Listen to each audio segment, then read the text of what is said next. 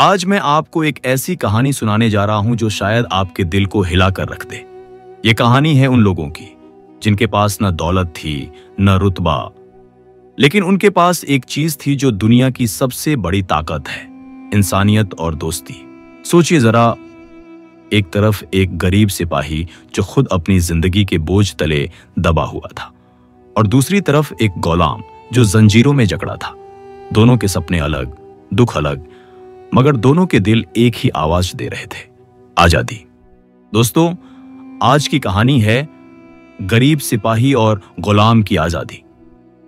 आखिर कैसे एक गरीब सिपाही ने एक गुलाम को सिर्फ जंजीरों से नहीं बल्कि तकदीर की गुलामी से भी आजाद कर दिया। यह जानने के लिए आइए चलते हैं इस जज्बाती सफर पर। पुराने दौर की बात है। एक बड़ा सा सल्तनत था जहां बादशाह की हुकूमत दूर दूर तक फैली हुई थी। उस सल्तनत की फौज मशहूर थी, लेकिन उस फौज में भी ऐसे सिपाही थे जो गरीब और मजबूर थे। उन्हीं में से एक था आरिफ। आरिफ एक आम सा सिपाही था। उसके कपड़े पुराने, तलवार जंग लगी हुई और ढाल टूटी फूटी थी, लेकिन उसका दिल साफ था। आरिफ अपनी मां के लिए रोजी कमाने लड़ता था। जब भी जंग खत्म होती, वह कुछ अनाज और थोड़े से सिक्के ले जाता, मगर ज्यादातर उसका हिस्सा ऊपर के अफसर खा जाते। उसी सल्तनत में एक गुलाम भी था, जैदान। जैदान बचपन से ही गुलाम बना दिया गया था। महलों में दौड़ दौड़कर अफसरों की खिदमत करता। उसकी पीठ हमेशा बोझ से झुकी रहती, मगर उसकी आंखों में एक अजीब सी रोशनी थी, आजादी की रोशनी। एक दिन सल्तनत की फौज को सरहद पर जंग के लिए भेजा गया। दुश्मन के लश्कर ने हमला किया था। आरिफ भी फौज के साथ गया, और इस बार जैदान को भी जबरदस्ती जंग के कैंप में भेज दिया गया ताकि अफसरों की सेवा कर सके। रात को जब सिपाही सो रहे थे, आरिफ ने देखा कि जैदान अकेला बैठा है। आरिफ ने पूछा, गुलाम, इतना गमगीन क्यों हो? जैदान ने ठंडी सांस भरी। आरिफ, जंग हो या अमन, मेरे लिए फर्कस क्या है? मैं जीतूं या हारूं, मैं गुलाम ही रहूंगा। मेरे हाथों की जंजीरें कभी नहीं टूटेंगी। आरिफ ने उसे गौर से देखा। उसे अपनी गरीबी याद आई।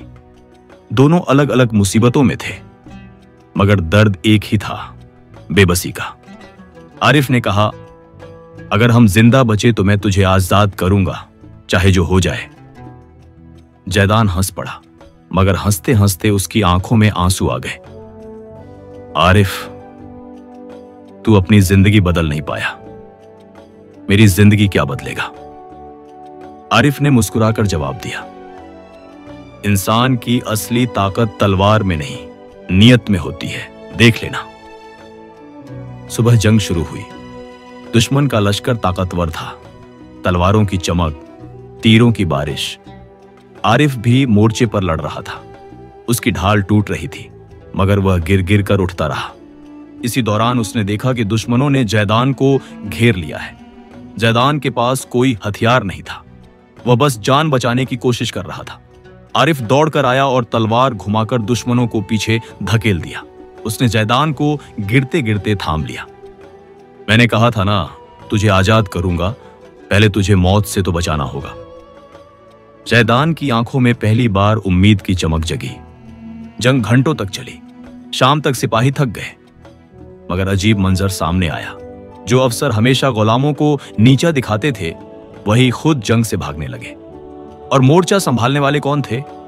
गरीब सिपाही और गुलाम। उस दिन साबित हो गया कि असली हिम्मत न खानदान देखकर आती है, न दौलत देखकर। असली हिम्मत इंसान के दिल में होती है।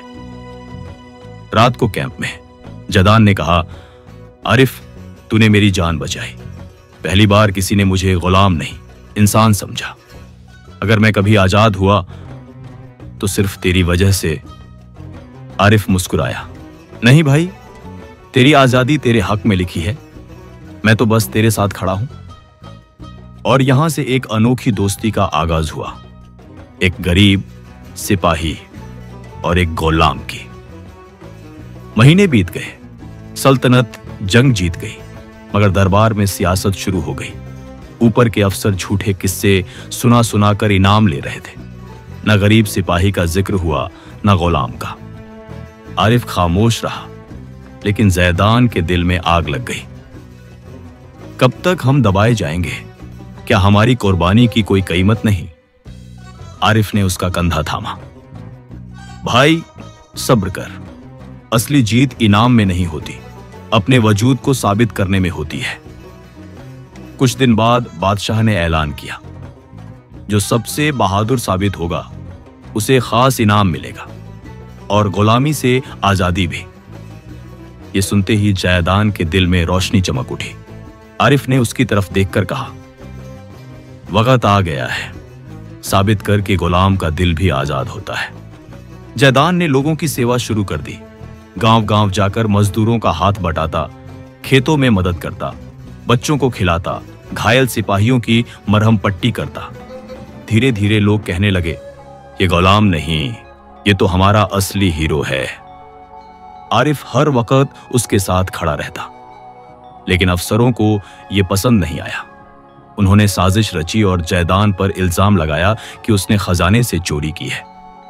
उसे कैद कर फिर से जंजीरें डाल दी गईं। जैदान टूट गया। उसने आंसुओं भरी आंखों से कहा, आरिफ, देखा, मैं जितना भी कर लूं मेरी जगह यही है, मैं सिर्फ गुलाम हूं। आरिफ का खून खौल उठा। नहीं, आज मैं तेरे लिए सबके सामने खड़ा होऊंगा।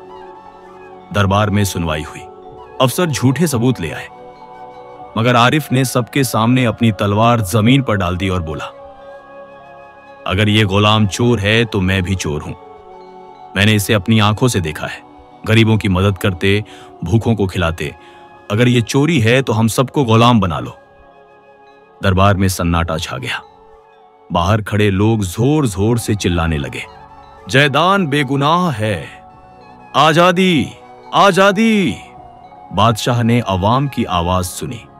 उसने अफसरों की तरफ गुस्से से देखा और हुक्म दिया, सच को छुपाया नहीं जा सकता, आज से जैदान आजाद है। उस दिन जैदान की जंजीरें टूटी। उसने आंसुओं के साथ आरिफ को गले लगाया। भाई, तूने मुझे नई जिंदगी दी। मैं अब गुलाम जैदान नहीं, आजाद इंसान जैदान हूं। आरिफ मुस्कुराया। नहीं, अब तू मेरा भाई है और भाई कभी गुलाम नहीं होता। दोस्तों, आज आपने देखा कि एक गरीब सिपाही और एक गुलाम ने अपनी दोस्ती और हिम्मत से दुनिया को साबित कर दिया कि असली ताकत न रुतबे में होती है, न दौलत में, बल्कि इंसानियत और वफादारी में होती है। जिंदगी में हम सबको अपनी अपनी जंजीरें तोड़नी होती है, चाहे वो गरीबी की हो या मजबूरी की। और जब इंसान किसी और का दर्द अपना बना ले, तो उसी वक्त असली आजादी का मतलब समझ आता है।